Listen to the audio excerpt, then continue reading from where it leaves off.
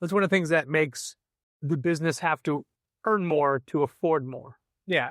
Like a lot of the things that we do that I think are pretty fun, like having our website, like having the ability for people to, reserve their comics through us, to, buy stuff and pick it up in store, all those little things, all that shit costs money.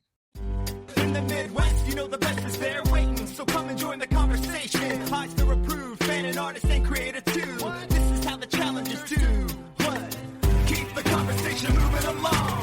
Keep bringing comics, keep your local store strong. It's hard and it's a job for the challengers. What? Comics and conversation, y'all. From Challengers Comics and Conversation in Chicago, this is Contest of Challengers, a comics industry business podcast with Patrick Brower. Patrick Brower. Patrick Brower. Patrick Brower. Patrick Brower. Patrick Brower. Patrick Brower. Patrick Brower and W. Dal Bush. W. Dal Bush. Dal Bush. Dal Bush. Dal. Dal. Dal. Dal. W. Dal Bush. I wonder how many external noises are going to take place in the background of this recording, since we are not at the podcastatorium. Nope, we're doing this on location at Challengers Comics and Conversation in Bucktown. The way this podcast was originated, It's true. the way it started, We're actually in the same vicinity and positions that we would normally record it. And you would be sitting at one end of the behind the counter area. I would be at the far end, lurking in the other. and we would be talking about stuff. I remember us famously talking about an issue of Amazing Spider-Man that was an anniversary issue that had just come out. Yeah, but we had to be closer because we were around a microphone or a phone or whatever. We must have been. But now we could be a distance apart because we have the collar mics, the lavalier mics, the vest mics, as it is for this instance right now. As we were both divested. But as soon as we started recording, the heater kicked in. So I'm curious if that gets picked up. Yeah, and I'm kind of under the vent as well, so we'll see what happens there. And also, I wonder how much traffic noise will come through. But, it was always this may be the first time we've recorded in the store with these microphones. Yeah, I would assume. This is also a little bit of I just slid. Did you see me slide down in this? I didn't. It was a while. This is a little bit of a juxtaposition as far as recording goes, because we're recording basically a week in advance this time. Yeah, we're recording a few days after when we would have, and a few days before when we would next. Yeah, so we skipped the episode that would technically go up tonight because Christmas week was just too busy. Wasn't going to happen. Too many activities. And honestly, a lot of that is due to the fault of All Elite Wrestling. Yeah, It took up multiple nights. Not to get off track before we even get started, but I was not a huge fan of AEW World's End 2025, and I was struggling to figure out why that was, because on paper, a lot of stuff I liked. Sure. I liked the Continental Classic matches. I think some of the title matches had some potential. I thought the main event was pretty strong. But the only thing I could come to was I just watched too much goddamn wrestling that week. Yeah. Wednesday was 2 hours. Thursday, because we didn't watch Dynamite Wednesday, watched the Thursday. Thursday was 2 hours. Friday, which was Collision, was 2.5 hours. We did an all elite comedy thing, which I'm counting as wrestling, was later on Friday. So by the time you hit Saturday, even though it was a shorter show by AEW standards, it was still what felt like the 12th to 15th hours of wrestling for me for the week. And I was completely tapped. I like that a shorter show for AEW means just 5 hours, right? Not 5.5 to 5:45. No, it was weird that they did. And I'm sorry for anyone who's listening to this, that's not interested in AEW or my thoughts on AEW's programming. It was interesting that they did the 0 hour again after several months of the tailgate brawl on HBO Max. Oh yeah. And yet at the same time, I didn't make that connection. I didn't see which one was which. So at the same time though, the 0 hour is usually a very extended event. It's 2 hours long. The last hour would be some matches and stuff, but before that, it's a lot of video. Renee Paquette, Double J Jeff Jarrett, RJ City, whomever, Walter Hauser, talking about the matches on the card, predictions. Last month it was Big Show. Yeah, recap packages. It started at 6, and that was wrestling matches. I never saw anything that was the usual media analysis stuff. There were some of that toward the end, and then they repeated all of that during the card. But anyway, that's not what we're here for. And since last episode with Arun was virtually 2 episodes, Yeah. I figured we could skip Christmas week, but just because like we literally didn't have the time to do it. Yeah. It's not like it wasn't a choice of like, oh, well, we're not going to do it. We don't feel like it. No, there's literally no time. Yeah. And also I think people are pretty forgiving around the holidays of things being on hiatus or people taking a week off or whatever. Yeah, I've heard the opposite where people who have the week off are looking for something to do, looking for something to fill the time. I mean, I can see that, but there's plenty of places like, blogs and stuff that I follow where Oh, no, we've talked about this in the years past. They shut down. they just outright say like, look, we got family stuff. There's maybe some programming that we've put together in advance, but it's going to be a lot lighter. Right, but it's their choice because of their family commitments to not do it, but the people that want to take part in it still want to take part in it. But don't worry, I don't. dear listener, because I said listener, that's not you. I know, but I'm not worried. Sure. You'll get sick to death of me personally, because not only are we technically back on a schedule with this episode moving forward, I will be on not 1, not 5, but 3 other non-Contest of Challengers podcasts in the month of January. 3 completely different podcasts? Well, no, 3 completely different episodes. Oh, okay. Not 3 completely different, 2 completely different podcasts. Okay. 3 different episodes. 3 episodes across 2 different podcasts. Yeah. And in fact, I wonder, looking at a calendar, if where we are there, I think that my off-panel episode, which has not been recorded, will make it up before this one does, but by hours. Okay. Not by like a week or anything. It's scheduled for the first weekend in January? Recording Saturday. Wow, okay. Yeah. He wanted to do it earlier, but I don't think I have the time this week. Sure. And because we're doing it Saturday, I had to say ahead of time, there will be no critical data. We won't have... When are you doing this? On January... I'll get your critical data. 3rd. I was already going to be working on it at the beginning. Yes, but specifically, I don't think I'll be able to do the year-end stuff because there were some refunds that had to be done this week. Yeah, but I mean, I can get you data. Yeah, but I can't give definitive sales data, is what I'm saying. Yeah, I would say I can give general sales data. Well, you'd be giving very specific sales data. You won't be giving, 100% accurate. You'll be giving 99.6% accurate. I think that's plenty for a podcast. I don't want to mislead through the industry. Panel. I don't. You know how meticulously researched you and I are always, and how everything we say is vetted before it even pops into our heads. Yep. Pre-vetted. So yeah, I don't want to cast a pall on our credentials. Okay. It's not the way that sentence was supposed to go, but I couldn't think of the right word. Well, you're too busy pre-vetting things to get your sentence construction to work right in your brain. No, it's vetted before it comes into my head. No, the data Somebody's vetting. The words are just garbage. They're just pouring out of your mouth. There we go. The words are just garbage. That's our title. Happy New Year, everybody.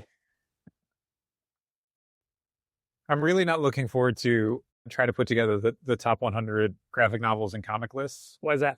Graphic novels, as always, are fairly simple. Yeah. You just export the data, you're good to go. Oh, sure. But I mean, what are you going to do for... We do comics. Well, hold on, I've grabbed another question. Yeah.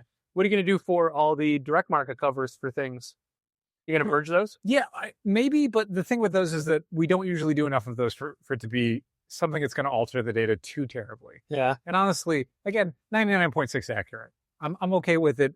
Maybe something being a slot or 2 lower than it would have been, because I don't want to have to dig through thousands of entries to find the 1 or 2 copies of like Avoid Rivals Volume 4 that we sold that pushed it, if we'd included it, would have pushed it from number 83 on the list to number 81.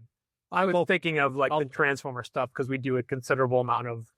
But again, we don't usually do those. We don't restock those. Yeah. And we only do those usually for pre-orders. We don't do like shelf copies of the Skybound Energon universe. But we would if the A cover was unavailable, right? Yeah, that's never happened. Okay. Like at Lunar, the only stuff that runs out is the direct market exclusive covers. The book market ones are the ones that are perpetually in print. What I don't know I'm going to do is like Absolute Batman Volume 1 hardcover and softcover. Are those 1 item or 2 items?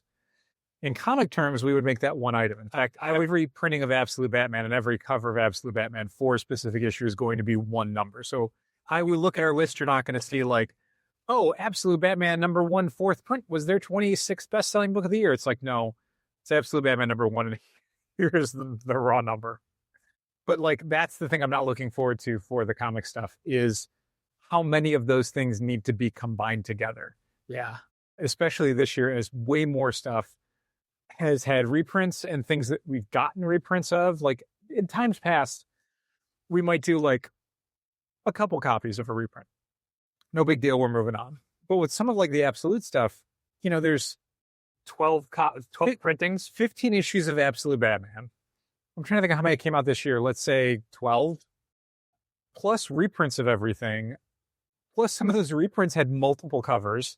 So like, yeah, I'm going to have to get started on that before the end of the year and just call it, because otherwise I would not be done by the first weekend in January. Yeah.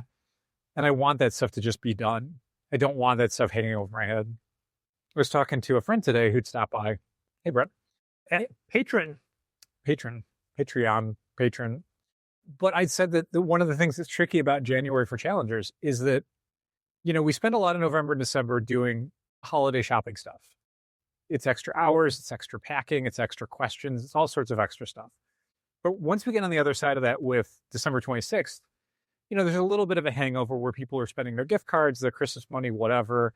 They're coming back to the shop after maybe being away for vacations. But right when we hit January, we have to start working on the sale. Yeah. We have to start doing all of our internal stuff, our external stuff. It's also year-end stuff, so that all needs to get done in the meantime. So yeah, anything I can knock out as quickly as possible at the beginning of the year is great, because I just realized today, like, oh, we had talked about doing a banner for Superman Spider-Man, which you catalog. Oh, okay. We should probably. Yeah, I'll take care of that. Okay. You had mentioned a thing just yesterday about like an event you wanted to do over the month of January, and it's like, well, we should probably do signage for that. Oh yeah. So a lot of little things like that just pop up out of nowhere. We gotta hit the ground running, man. We do. Gotta keep going. My comparison was that like Free Comic Book Day is different, where once we get on the other side of Free Comic Book Day, it's just back to normal. It's like a switch gets flipped. But with the Christmas shopping season, January doesn't really slow down for us because of where we put our once a year store-wide sale, which is, you know, 6 weeks after the beginning of the year. So we really have to start working on it immediately. Okay, so clicking through some things. Here's where we're at. This is me pointing to a spreadsheet for Dal to look at. Here's where we're at for December so far. Okay. Here's last year. Yeah, it's about what I thought. I looked a few days earlier to see what percentage we were up, and that matches. Yeah. And there is the best ever. And we have 3 days to go. Including a Wednesday. No? Yes. Yes. That one. That's Thursday. Yeah. Meticulously vetted. The data. That's the 0.4%. Yeah. So we'll hit this. I think we will. Yeah. And I'm pretty sure when you just do, let's say this one and this one. Wait, is that what I wanted? No, I'm sorry. What I want is, let's say that one and that one gives us that, which is larger by almost. And look, we're gonna say this in the most challengers way possible. Can't be happy about anything. Can we even mention it? It's such an egregious number. It is. It's such a look. Like if you told me that could be the difference between one year and another in a percentage, yeah, I'd be like, I don't understand how that's possible. Like if another store did that, I'd be like, go to hell. I would be so mad at them. Right? So the number we're going to be up this year compared to last year is embarrassingly large. And I say embarrassingly because doesn't feel like it. It doesn't feel like it because we still have a mountain of bills broke, and we're still the store is still very week to week. I mean, sure. Maybe 2 weeks. Yeah. I mean, I certainly think less so. And this is the thing that I've harped on about a lot in the last few months. It is probably my main takeaway going into 2026 is that I don't feel like we're as dependent on there has to be a huge book coming out each week. Right. And certainly, I guess maybe to be more specific, I don't feel like there needs to be a huge new series coming out every single week. We definitely need a huge book to be coming out every week. But not a new one. You notice it when Absolute Batman ships, you notice it when it doesn't. But yeah, there doesn't have to be like, okay, well, 4 times a month there has to be something brand new, number one, or no one's going to care. And it's like, I don't think that's the case anymore. Like, we'll see what happens this coming week, because this week is no DC stuff for the week of Wednesday, December 31st. We've got some good Image stuff, Escape, Lucky Devils, Lost Fantasy, but not really a lot of number ones from any of the other publishers. Marvel has a bunch of number ones, but not a bunch of anything else. It's Ultimate Endgame number 1, it's the X-Men Age of Revelation finale number 1, and it's Sorcerer Supreme number 1. So we'll see how specifically Ultimate Endgame with its wine bags and Sorcerer Supreme, draws people in if they try stuff out. Our pre-orders were not very high in Sorcerer Supreme number 1. No. And considering it's the 45th issue of the Scarlet Witch series. Yeah. It's about what I think. Considering like whatever mystique was around that book when it was, who's it going to be, was ruined when it was announced. Yeah. And they're just like, oh, it's Scarlet. It was announced. It was announced who it was before that one shot even came out. Disappointing, but yeah, I mean, the execution I think is solid enough. It's Scarlet Witch as the Sorcerer Supreme. It does what it says. Ultimate Endgame is the beginning of the end for this iteration of the Ultimate Universe. It's by the guy who's doing Ultimates. If you're reading Ultimates, there's no reason not to be getting Ultimate Endgame. And yet, I did the subscription polls for this week today, and there were still a bunch of people who got Ultimates that were not signed up for Ultimate Endgame. And it's like, what do you think the series you've been reading for 18 issues has been building up to? Like, this is it, man. Why wouldn't we have just pulled that for people? Same writer as Ultimates. Yeah, I think maybe because it wasn't replacing it. Once it becomes an additional series that runs alongside it, it's like, I need you to tell me you want this, because this is an additional $6 a month. But that said, anyone who's like, no, I can skip it, I would probably have a conversation with them about why I don't think that's the case. This is a thing I didn't realize until we got this email. Speaking of the Ultimates and Ultimate Endgame. Mm-hmm. I think I'd seen that before. Had you? I had not. I didn't want to say what it was because I don't know if it's public knowledge.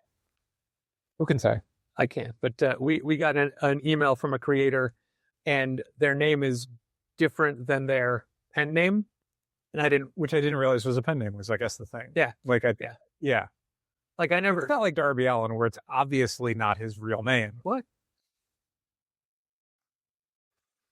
Are you sure? It just feels like a real name.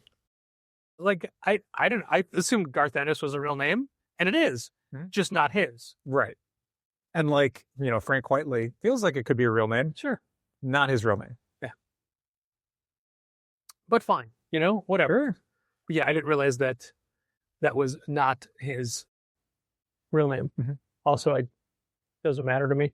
No, yeah. Are there any other things I can point to on the screen that nobody else can see except for you? Yeah, I mean, if you've got any pictures you took over the last, several days. Yeah, I can't. I can't use my phone. People walking by. Oh, with 2 dogs. But I was going to point to something not on a screen. Classy. Thanks. They can all guess what that was. Good podcast. Well, it's been a couple of weeks since Dow was on a podcast. Mm-hmm. So you know of. So that means, a business-related podcast. That you know of. So that means there's going to be a level of annoyances that have come up in regards to the software that we use. Okay. Specifically, I'm going to bring up the fact that everyone knows we use Shopify as our register, as our point of sale, but more importantly, as our online store. Yep. And they're our web host, and they handle all of our e-commerce. You know what? We never get to record in front of a computer, so I can actually pull up all sorts of different things. Oh, cool. So no one can see. Yeah, but I'm gonna list so Shopify is the base, right?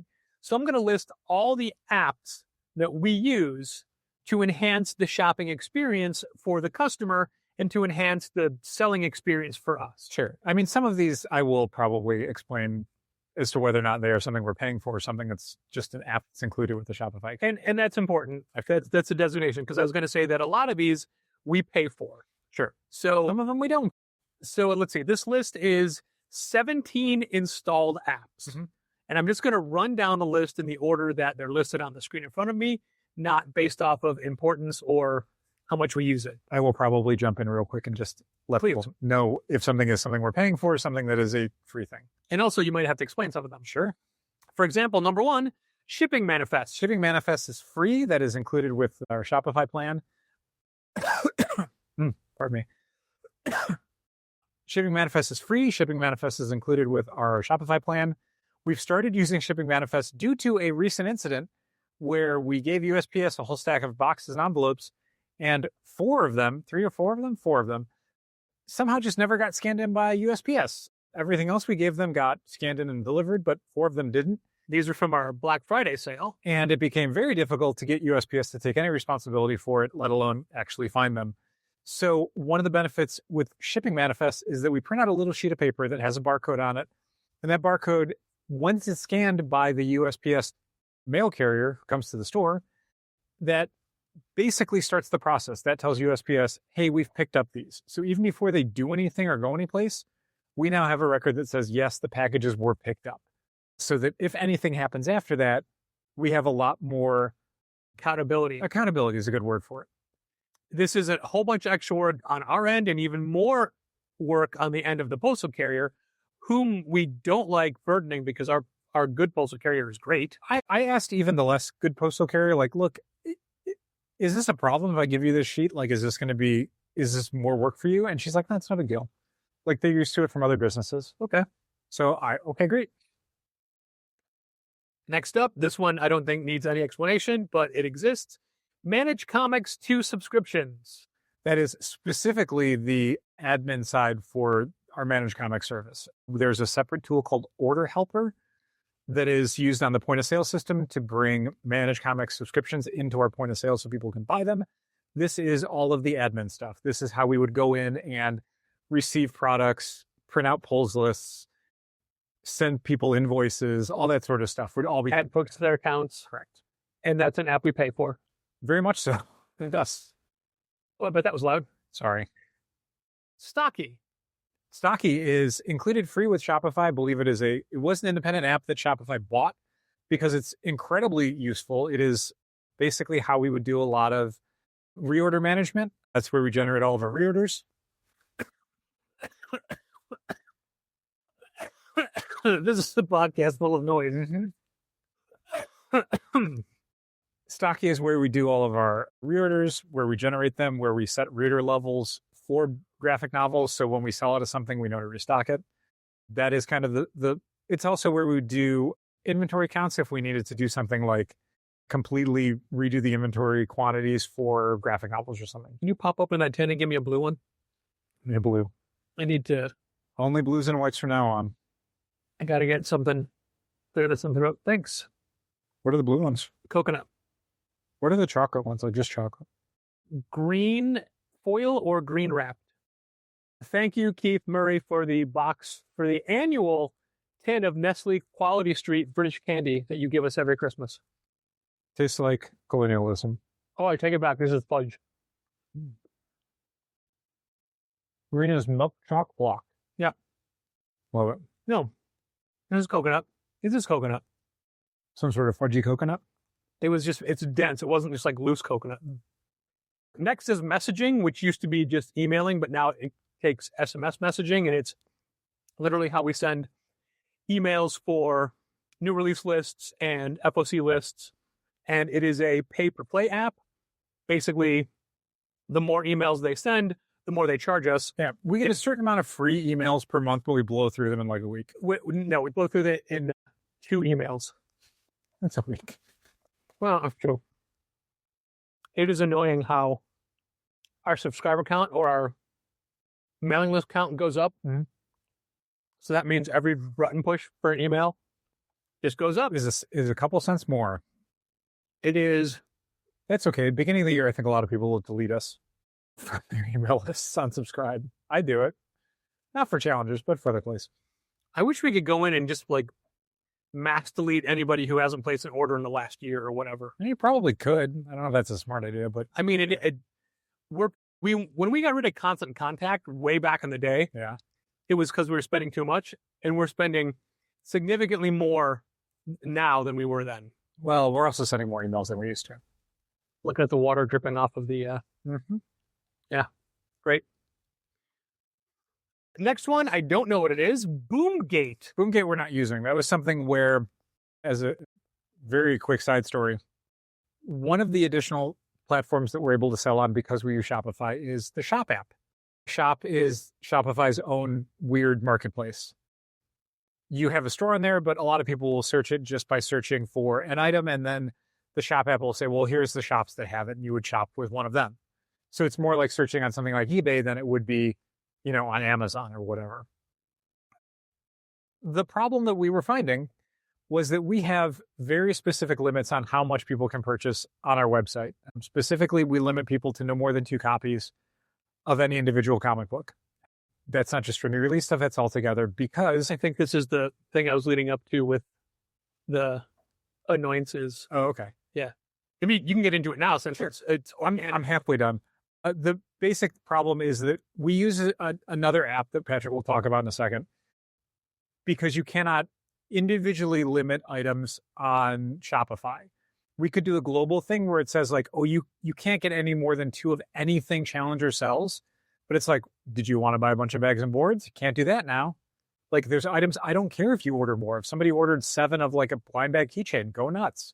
I just want to limit specific categories. But what we found out is that on Shop app, any of the limits you have on your website do not apply to your shop store.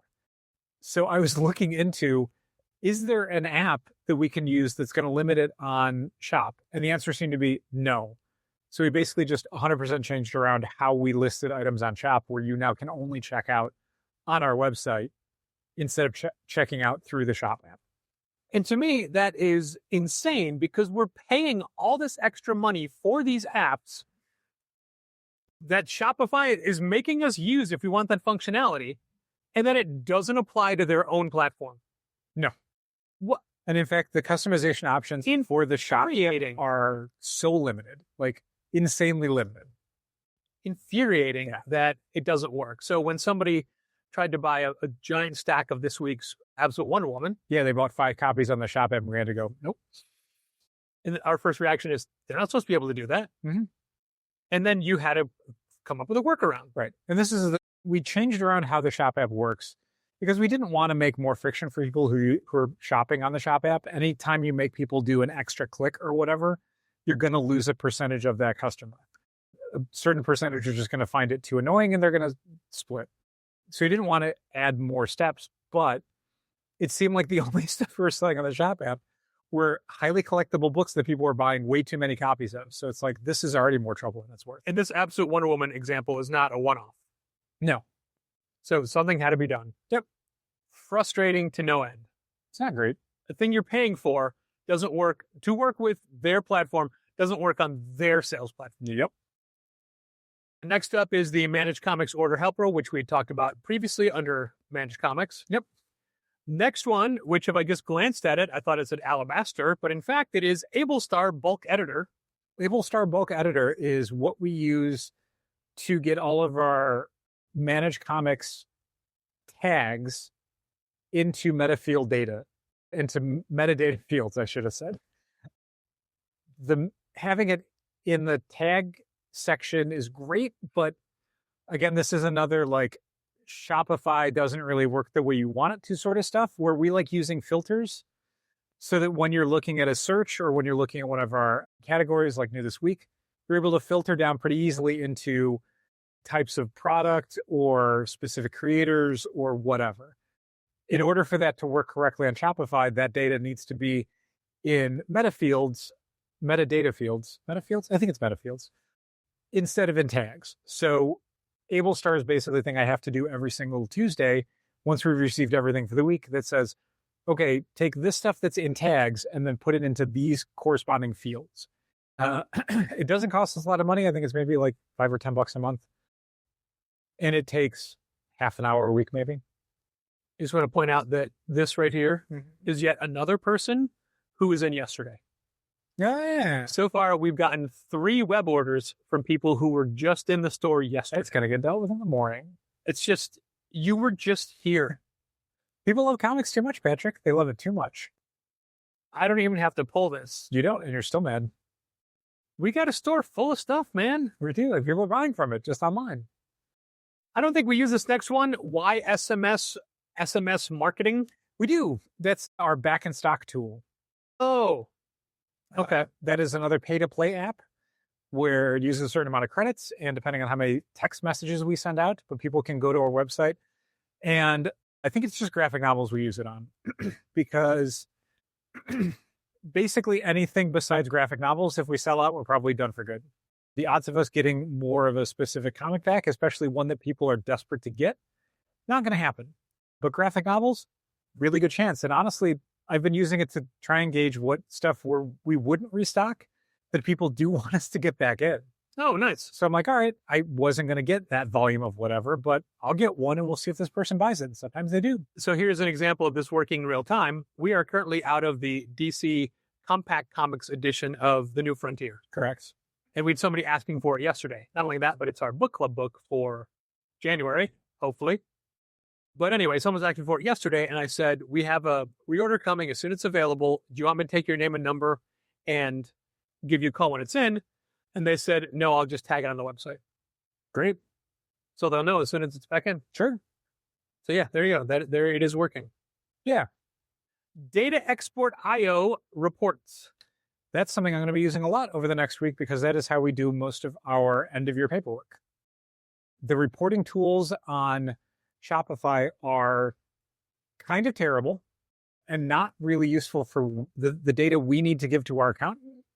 So we use a separate app to be able to generate the kind of things that we need. And also helps with other stuff where when we need to sometimes generate lists of books that we want to maybe make inactive or discount, that's how we do that. The next one is a Me app, and I never know how to pronounce it. Mahina Event Calendar. I think Mahina, yeah. Okay.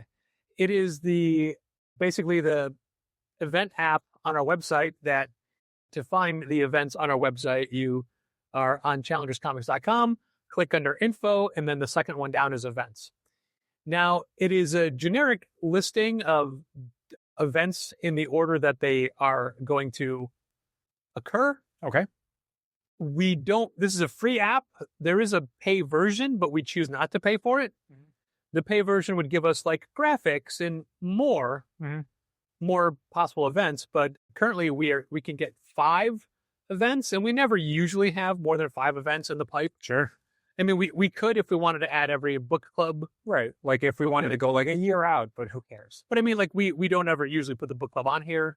We've talked about it before in the past. We feel it's more of a social club, not a challengers thing. Yeah.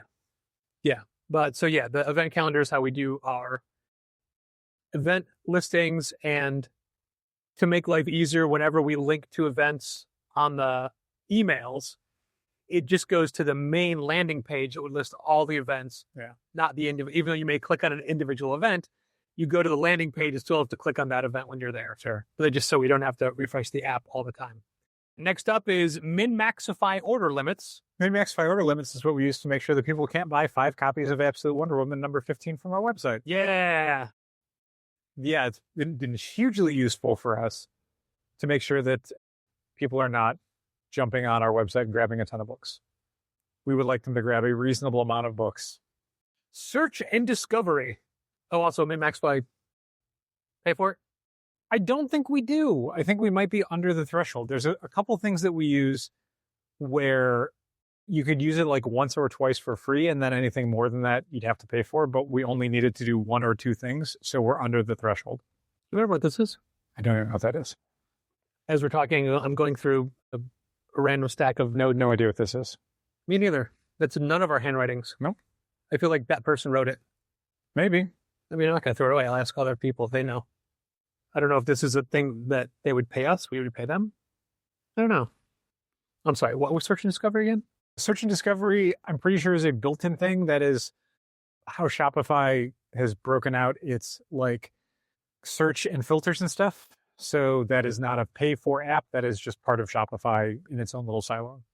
ICU, in-cart upsell, cross-sell. That is the, hey, do you want a bag and board with every issue? Correct. With every single issue that we sell. And I think that's the thing that we don't pay for because we only use it for one specific item.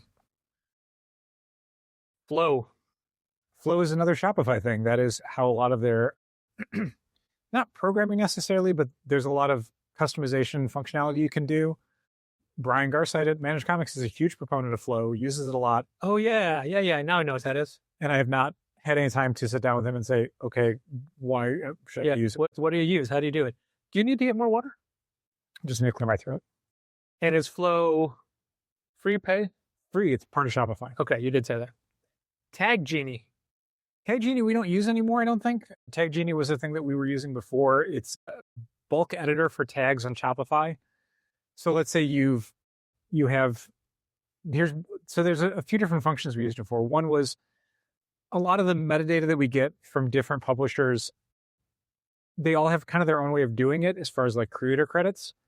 Like you could have James Tynan, you could have James Tynan IV, you could have James Tynan no space IV, you could have Tynan James IV, and it's like, okay, well, these are all one person.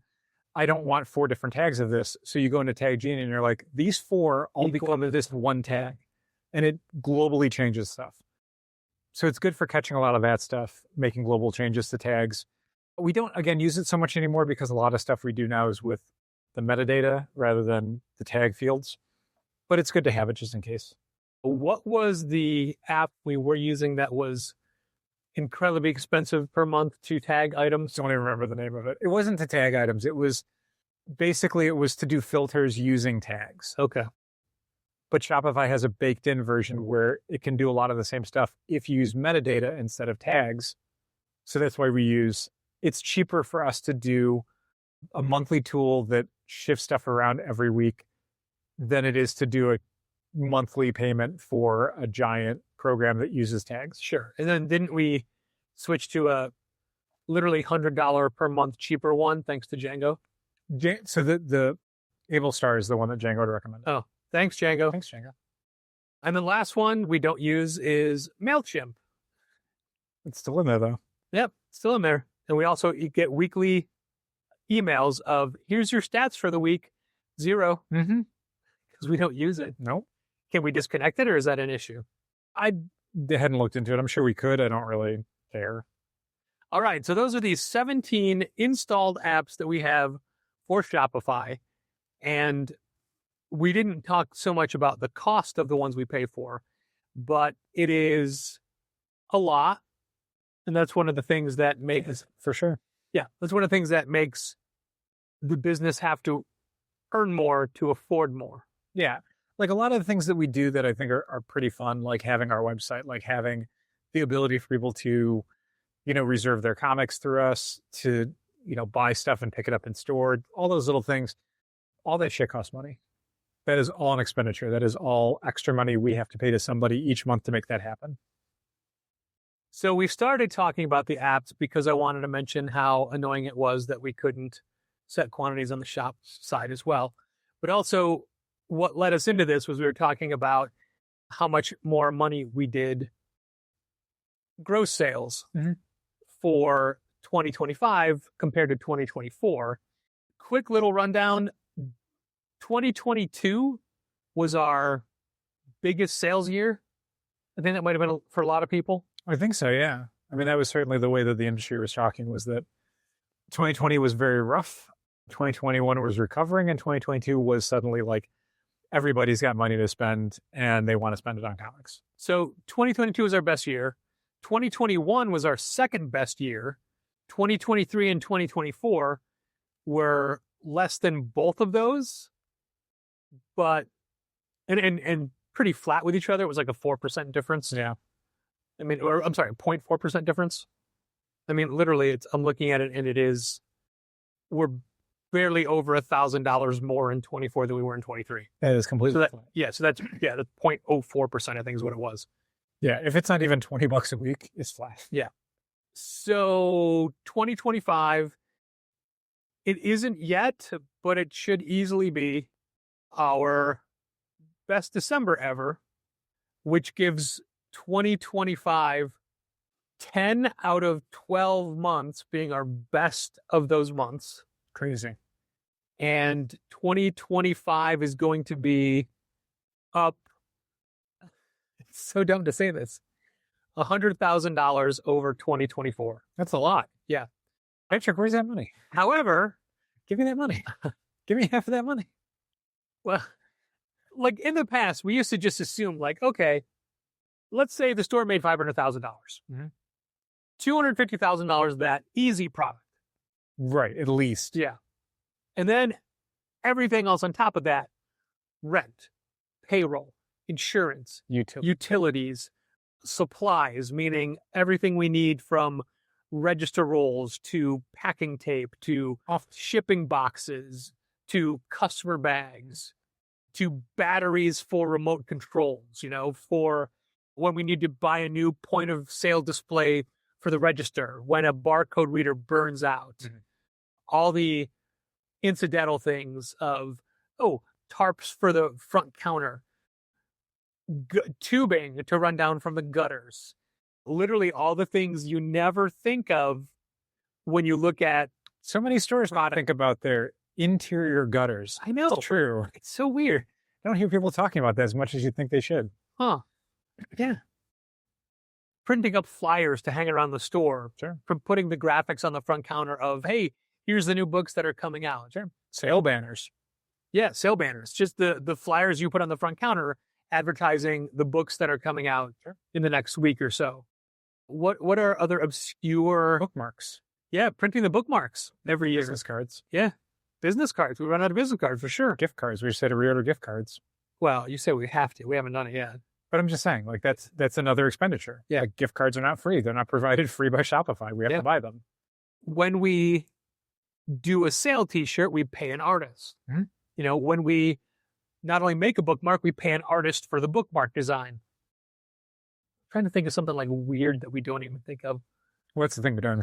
Yeah, I know. Stocking water for staff. Sure. All the booze that Gina and I drink on Fridays. Yeah, right. I mean, that's a lot of money. It's a lot of money. Yeah. You guys are pretty. Got some strawberry daiquiri ready for this upcoming Friday. It's gonna be good.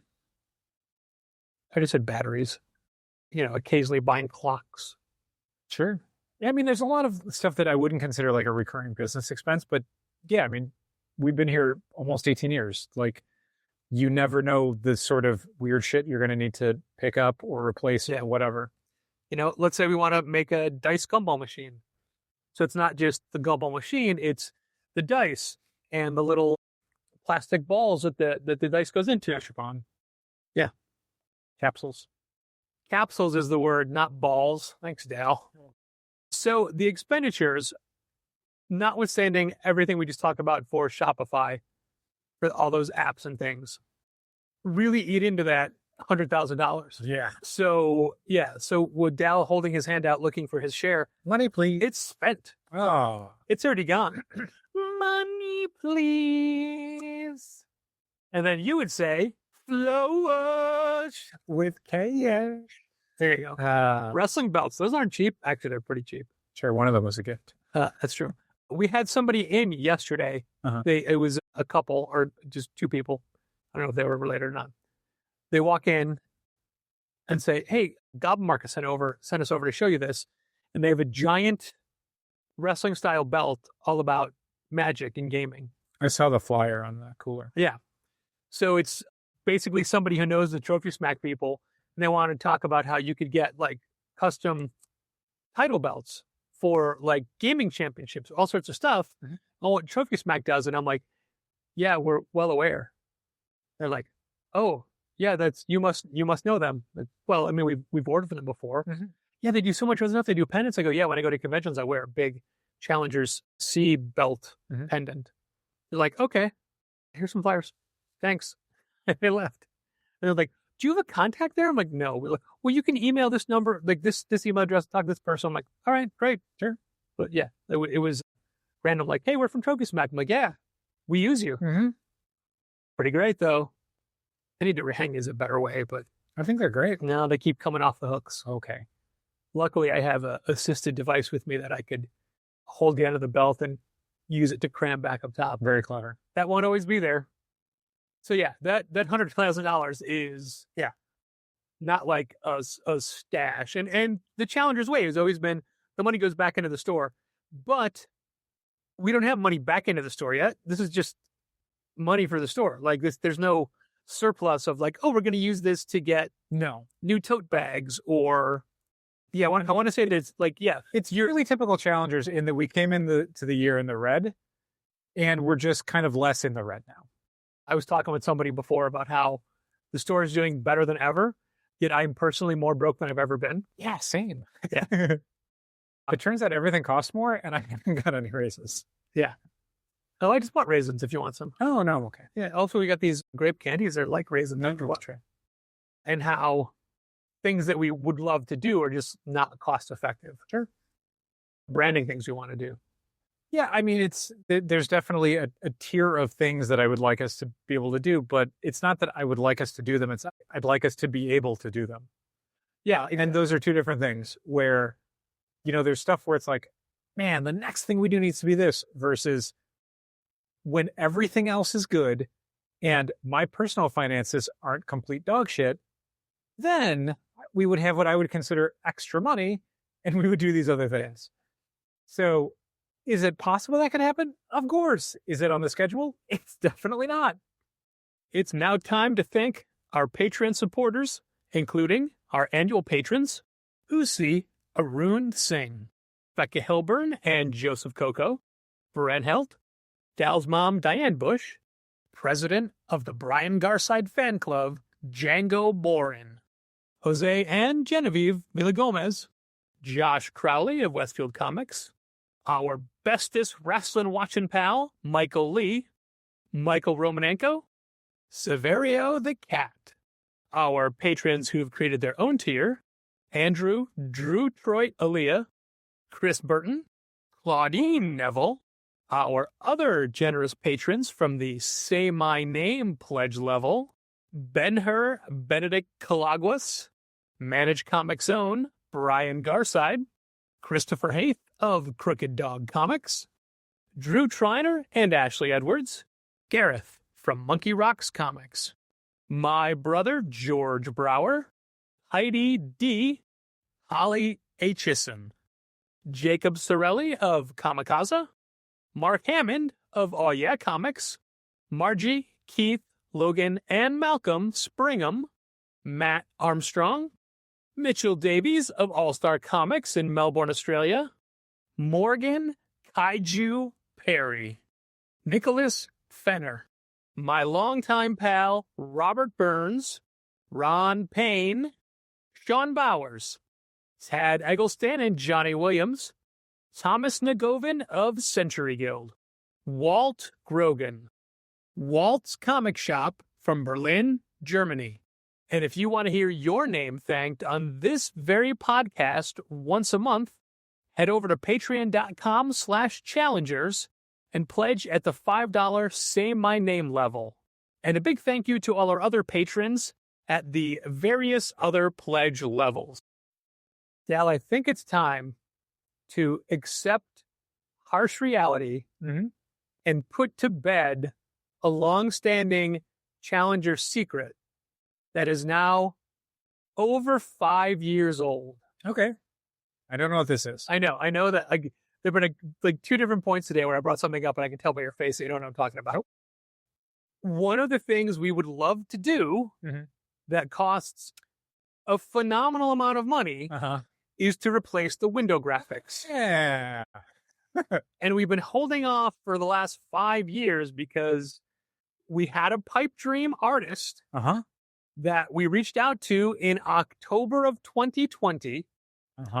And they said yes. They said, we've never done this before. We would love to do it. Yes. We're very busy right now. We'll get to it in a couple of months. And they quoted us a very high, but a very fair price when you consider we have 12 4-foot by 5-foot windows and 4 doors that need graphics. That is a tremendous amount of square footage. Yeah, it's a lot of art. Time passed. About almost 2 years ago now, I want to say it was February of 24, Okay. we actually got the rough, the design, the breakdown of like the layout of how it's going to go. How each section would go. Yeah. The characters we wanted, the characters they wanted. Yeah. Because we had done the thing that we had done with Chris Jerusa where we kind of went, here's a list of the characters we'd love to see in it, and then whatever else you would want to draw that you would think would be valuable. Like, obviously, characters you've worked on, but anything you want to draw.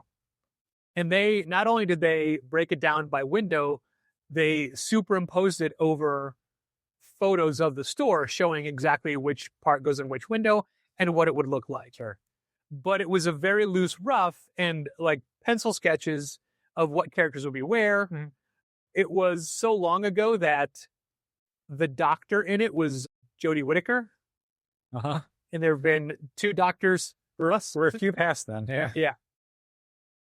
So like almost 2 years ago, we got a thing like, all right, they're so interested. This is going to happen. This is us closing the book on it and saying, I don't want to close the book on it. It's never going to happen. No, but I mean, I don't think it's ever going to happen, but I don't want to say it's never going to happen. I will hold out, not hope, but I will think like, I don't know, maybe something just comes in the email. Okay. Like we would have to reach out to them again at this point and be like, Sure. hey. But if at all possible, we need to replace these graphics in the next year. Okay. I mean, they're coming up. Sure. Like most people don't notice, we notice all the time, especially sidekicks. Yeah, I mean, sidekicks, well, those are the oldest ones. Yeah. But I mean, they're in bad shape. Sure. But for us to do that, we have to pull the trigger on somebody else. Right. So if the other people come back and say, hey, I'm ready. Yeah, I mean, I would maybe do one last email to be like, to basically say like, look, this was something we were expecting to have done 5 years ago. Physically, these need to be replaced. Yeah. If this isn't something you can do, let us know and we'll move on to another artist. Okay. Well, then I feel like we can't say who it is because saying who it is shutting the door, saying it's not going to happen. Here's who's going to be. So this whole story is just teasing people. Well, Sorry. I mean, when I started it, it wasn't. I mean, I think we could say it. It's fine. Yeah, but I mean, then people, because of your hope, people will still be waiting. Like maybe it'll still happen. Maybe it'll be a thing. Well, no, I mean, like we will know within the next week or two. We don't know that for sure. No, I mean, because I think again, we would just reach out to the contact that we had. Right. Say, look. Right. And, but I mean, and basically like either they get back to us and say, yes, it's happening. No, it's happening. Or they don't get back to us and that's a no, it's not happening. So we just move on. All right. I'm terribly sorry that I'll say it. No, I don't want it to be said. Yeah. Yeah. Well, regardless, that's a story people got to hear about the fact that we have been working on new windows for the last 5 years. Over 5 years. There's a handful of people who know who it is and a handful of people who have seen the roughs. And look, and the roughs are great. And I'll say this, like, if you hear this and you come into Challengers and you ask me who it is and we haven't said it on the podcast, I'll tell you who it is. I won't. Patrick won't. And if I hear Dow tell you, I will lunge at him. You would not lunge at me because... No, I would. It would be bad for both of us. Mostly for you. Well, you because you'd have to work a lot more days. Yeah, I'd be back on the schedule. Yeah. So that's the threat. Oh, shit. Yeah. I was telling somebody that I had Saturday off and it felt so weird. Even though I'd only been working like 6 Saturdays, it was enough that I kind of was in the routine of Saturdays. But suddenly having one off was like, oh, this is very nice. It's a weird feeling for me to know that I was not in the store for 3 months of this year. It was a lot. I wasn't going to say not working because I still did. You did a lot. I did stuff. And more the second time around. For sure. But yeah, physically not being in the store. It's crazy. Now I got to be in the store 13 months of 2026. Okay, so there's going to be 15 to make up for it. No. We'll just do like an extra month each year until you catch up. That's fair. That's fair. Yeah, I like our windows. I like our windows a whole lot. I don't know that I see them as being as in poor shape as you do, but I mean, just what I'm looking at right now, I'm furious at. Like, you're not wrong. Yeah. I just don't see it as much. And I like our windows a whole lot. I do too. Like, I'm not even opposed to getting these redone and rehung. What I've always found really interesting about the Chris Russo windows is that, again, 10 years ago or whatever, 13 years ago, we approached him with an idea, kind of what the dynamic of it was, how it was riffing on the official handbook of the Marvel Universe, that he would in turn go on to do homage covers for Marvel Comics themselves. So Dal was ahead of the curve on that one. But we went to him with a very small list, Patrick and I, each of us, of characters we wanted to see on there. And it was stuff that you would never normally put on a window. Gribjack, Aztec, Zod. What was another one of yours? Blue Devil. Blue Devil. Literally looking at him right now. So we had a small list of those, and then Chris had an entire roster of characters he wanted to do. Some of them that he was fans of, and some of them where he's just like, these are just good stock characters. What's crazy to me is that there's a lot of stuff that went on those windows 13 years ago that has now become ensconced in pop culture in a way that it wasn't 13 years ago. Every so often I walk past and I'm like, oh, they're making Fantastic Four movies again. Oh, this character is a movie character now. This character is we have a whole Galactus Silver Surfer window. Yeah, it's crazy. Batwoman is prominent in our windows. Yeah. He's getting a new book again. Yeah. He also did. But like Luke Cage, they did a bunch of Luke Cage TV shows. Yes. Yeah, but then there's also like, Jack Staff. Yeah. He put the G-Men characters in there, his characters, and got Jacob Shabot to do Mighty Skullboy Army characters as well. Mm-hmm. So there's nice, fun little nods and variety. Yeah, I am not opposed to just reprinting these, but we had internally decided front side only. Right. To be adhered inside out. Right. Or just having Chris do new ones. Yeah, I mean, I was definitely thinking about that. You and I haven't had any discussions about who would do new windows, and that's obviously a much bigger decision now than it was 13 years ago. Not that we weren't precious about what the store looked like, but we were obviously a smaller store and we had less longevity to us. So the idea of switching stuff up in a major way is like, whatever, like what could go wrong? But now it's like, well, again, I like our windows a whole lot. So whatever that would be. So the idea of just going to Chris and being like, hey man, do you want to take another run at this? Like we'd have to come up with kind of what a different design would be, but he did such an amazing job. Yeah. It's been so great for us. And obviously there's newer characters and other stuff. I don't even care if it's the same design. Maybe. But we need people running the other way. Yeah, I'd want to have a conversation with him. Be like, look, like we could just do the same thing if you've got a different take on it. What would excite him? Yeah. Like what's another thing you had suggested years back about doing the next iteration of the Marvel Universe covers where they all come at an angle. Remember when did those? I don't remember that. But I don't think that works for it's not as dynamic. One specifically horizontal space. It's fine, but it's not as dynamic. It'd be fine if they each ran to the door in their section only. Yeah. I mean, I like the idea of everyone, like, and here's the thing about the everyone runs to the door thing. So many people don't get that. Yeah. There was somebody who has been, I can't remember. I mean, not like it's a punchline or it. But it's somebody who's been shopping with us for a long time. And they were like, I just noticed they're all running to the front door. And it's like, yeah. Because originally we had this decal of Patrick and myself on the front door. Welcoming everyone in. Yeah. Which, because we got broken into so many times through that door, like we had to move it inside because it was just going to get destroyed. And it's also so inaccurate. Oh, it's 13 years old. Yeah. Yeah. We look so different. Much more handsome now, obviously, but still.